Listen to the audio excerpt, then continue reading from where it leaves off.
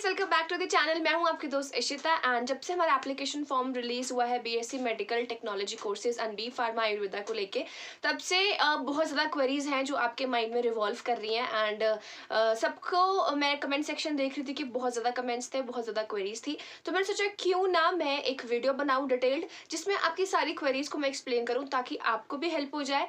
And मैं भी थोड़ा बिजी हूँ, इसलिए फ्रिक्वेंटली आपके मैसेजेस और आपके डीएम्स एंड कमेंट्स को रिप्लाई नहीं कर पा रही हूँ।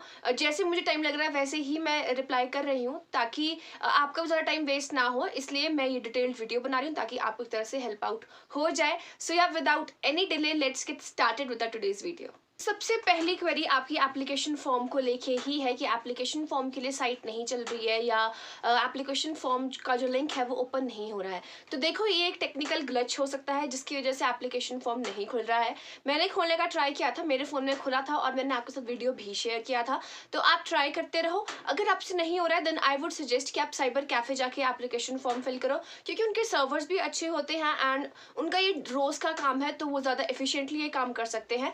आप अपने डॉक्यूमेंट्स जैसे उसमें अपलोड करोगे तो आपको उसमें भी कोई दिक्कत हो सकती है कि किस फॉर्मेट में अपलोड करना है, पीडीएफ फॉर्मेट में करना है, जेपीईजी में करना है, जेपीजे में करना है, तो वो सारी क्वेरीज आपको हो सकती हैं। तो इट्स बेटर कि अगर आपको बहुत ज़्यादा कन्फ्यूजन हो रहा है इन सब चीज़ों को लेके, आप एक साइबर कैफ़े चले जाओ। साइबर कैफ़े वाले आपका फॉर्म बहुत इजीली फिल कर देंगे एंड आपको कोई भी प्रॉब्लम नहीं होगी और आपका टाइम भी सेव हो जाएगा, क्योंकि अगर आप खुद से ये चीज़ करोगे एंड आपको इतना प्रैक्टिस नहीं है तो आपको चीज़ें समझने में टाइम लग सकता है। सो इट्स बेटर कि आप एक साइबर कैफ़े चले जाओ, वहाँ पे वो आपका एप्लीकेशन फॉर्म अच्छे से फिल कर देंगे एंड आपको भी सेटिस्फैक्शन हो जाएगी और सबसे बड़ी बात, कोई प्रॉब्लम नहीं होगी। अगर आप ये खुद कर सकते हो then it's not a big issue, लेकिन अगर आपको ये करने में प्रॉब्लम हो रही है देन आई वुड सजेस्ट कि आप साइबर कैफ़े जाके आराम से ये फिल करो। वो आपसे 50 to 100 रुपीज़ एक्स्ट्रा चार्ज लेंगे फॉर काम करने का, आपसे लेंगे। बाकी तो आपका जो फीस है वो तो लगेगा ही लगेगा, 100 and 200 एक्स्ट्रा ले सकते हैं। तो आई डोंट थिंक कि आपके टाइम से ज़्यादा बढ़कर कुछ इस टाइम पे है, क्योंकि अगर आप खुद करोगे, खुद उस पर इंडल्ज रहोगे एंड आपको उस बात की स्ट्रेस होगा कि ये मेरा एप्लीकेशन फॉर्म नहीं हुआ, मेरी पेमेंट नहीं हुई, मेरा ये अपलोड नहीं हो रहा, ये नहीं हो रहा, वो नहीं हो रहा, तो बहुत सारी चीज़ें आपके दिमाग में रिवॉल्व करेंगे एंड आप अपने पढ़ाई पर कॉन्सेंट्रेट नहीं कर पाओगे।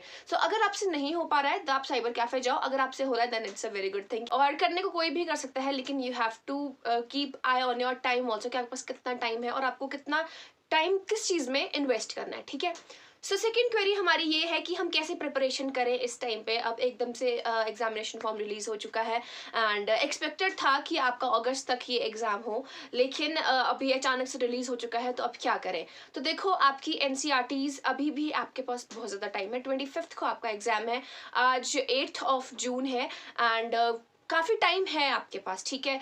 आप एक अपना एक शेड्यूल बनाओ, एक स्ट्रैटेजी प्लान करो और उस हिसाब से वर्क ऑन करो उसके ऊपर। और मैंने आपको पहले भी बताया था कि देखो, आपने नीट के लिए पहले से प्रेपरेशंस करी होंगी, आपने नीट का एग्जाम अभी रिसेंटली ही दिया है, तो आपको टॉपिक्स को बस ब्रश अप करने की ज़रूरत है, ठीक है। अब अपना गोल सेट करो कि आपको इस दिन में बायो के इतने टॉपिक्स करने हैं, केमिस्ट्री के इतने टॉपिक्स करने हैं, फिजिक्स के इतने टॉपिक्स करने हैं।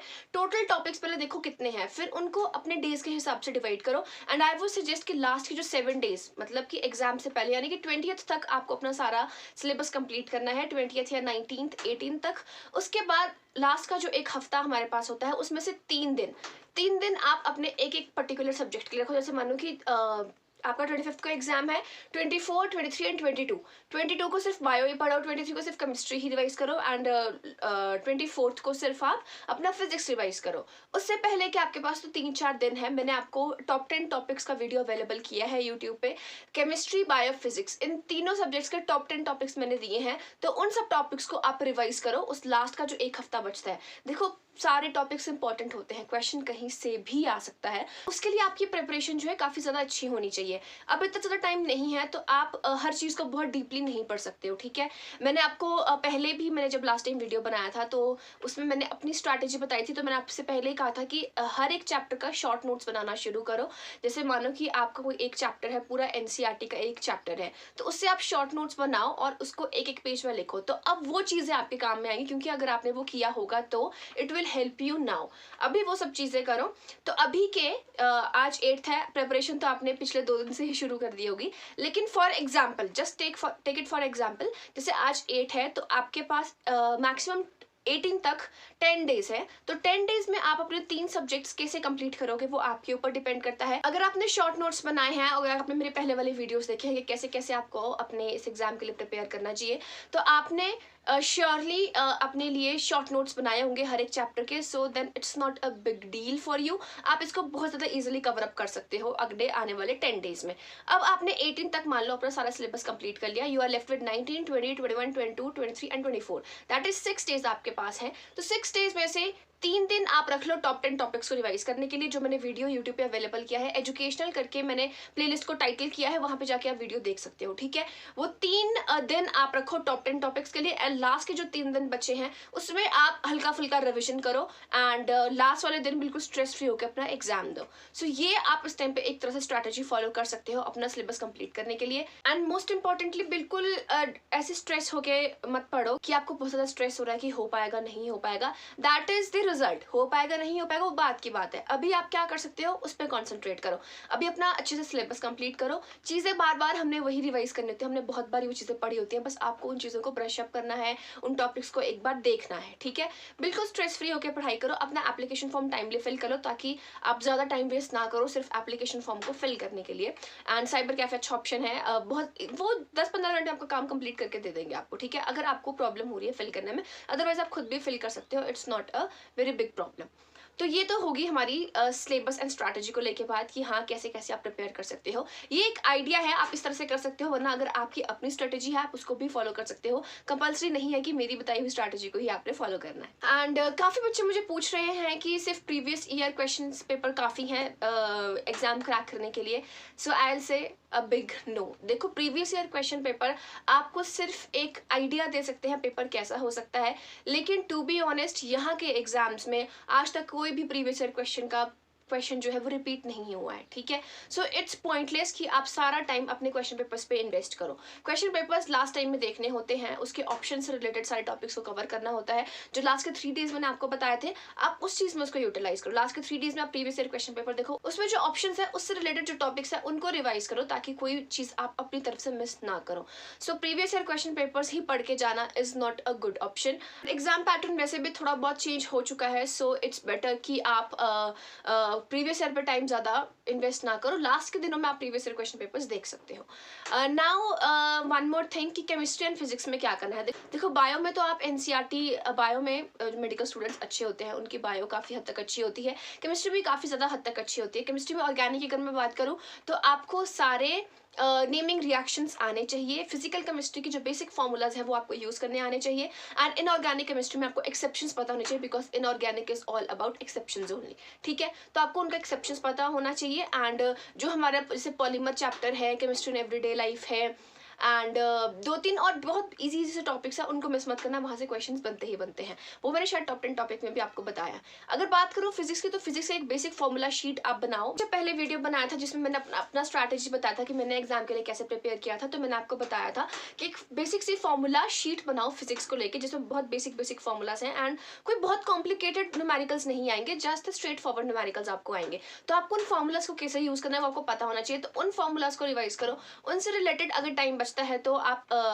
एक मतलब कि इसमें न्यूमेरिकल्स अब थोड़े ज़्यादा आने लगे हैं पहले के कंपैरिजन में, तो उनको करने की कोशिश करो। एंड एनसीईआरटी की जो आपके समरी वाला पोर्शन होता है वहाँ से भी काफ़ी क्वेश्चंस बनते हैं, एंड पॉइंट्स टू रिमेंबर जो दिया होता है बुक हर एक चैप्टर के साइड में, वो इंपॉर्टेंट है।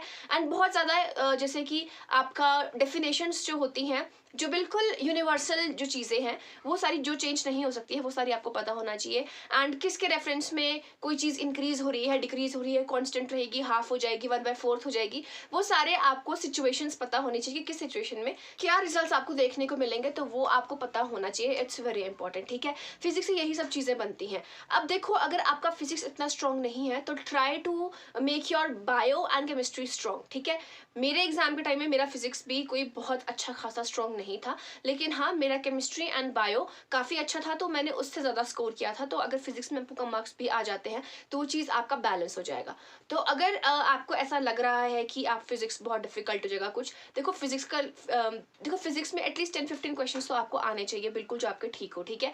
एंड रेस्ट अगर आप पूरा बायो एंड केमिस्ट्री पर रिलाई कर रहे हो तो बायो में आपका 40 में से अराउंड 35 प्लस स्कोर होना चाहिए, एंड केमिस्ट्री 30 मार्क्स का है तो उसमें 25 प्लस स्कोर होना चाहिए, 25 होना चाहिए, तब जाके अगर आपके फिजिक्स में 10 या 15 मार्क्स देते हो तब जाके आपका एक बैलेंस बन पाएगा, ठीक है। तो इस तरह से प्रिपरेशन करो कि आपका बायो में बिल्कुल भी गड़बड़ ना हो, केमिस्ट्री में बहुत ज़्यादा गड़बड़ ना हो, फिजिक्स में अगर कोई इशू आ जाता है तो आपका केमिस्ट्री एंड बायो उस चीज़ को बैलेंस करे, that should be in your mind, ठीक है।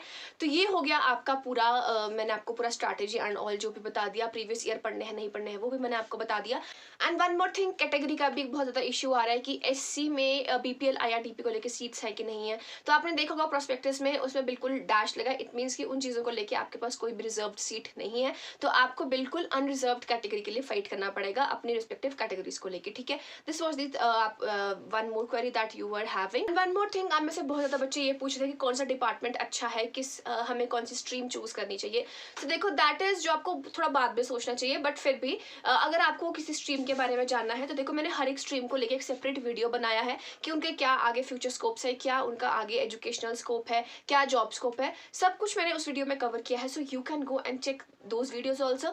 लेकिन अभी वो सब मत सोचो, अभी अपने सिर्फ एग्जाम पे फोकस करो, अपने टाइम को पूरा अच्छे से यूटिलाइज करो एंड बिल्कुल भी वेस्ट मत करो। देखो कुछ दिन की बात है, कुछ दिनों के बाद आपने रिलैक्स ही होना है। सो अभी जितना ज़्यादा आप अपना टाइम इन्वेस्ट करो, जितना ज़्यादा हार्डवर्क कर सकते हो करो, because at the and result अच्छा होगा, आप ही सबसे ज़्यादा खुश होने वाले हो और आपके पेरेंट्स सबसे ज़्यादा खुश होने वाले हैं, किसी को आपसे कोई लेना देना नहीं होता है, ठीक है। So you should think about your self and your family. क्या होगा उसके बारे में मत सोचो, जो आप कर सकते हो उसके बारे में सोचो। अभी फिलहाल आप अपना टाइम बिना वेस्ट किए अपने एफर्ट्स लगा सकते हो, पूरा हार्डवर्क कर सकते हो, हर एक चीज़ को अपनी तरफ से 100% देने की कोशिश करो, जो होगा वो देखा जाएगा, उसके बारे में सोच के अभी वाला टाइम वेस्ट मत करो। एंड ये चीज़ मत आने देना कि शायद उस टाइम पढ़ लिया होता, काश मैंने उस टाइम पढ़ लिया होता, ये चीज़ नहीं आनी चाहिए। अपना 100% दो, रेस्ट जो है देख लेंगे जो भी होगा। सो मेरी तरफ से all the best to you, God bless you people. और कोई भी क्वेरी होगी मुझे इंस्टाग्राम पे पूछ लेना, कमेंट सेक्शन में मुझसे पूछना, जैसे मैं फ्री होती हूँ, जैसे मुझे टाइम लगता है, मैं इंस्टेंटली सभी बच्चों को रिप्लाई करती हूँ। आपने देखा होगा मैंने सबकी क्वेरीज को अभी तक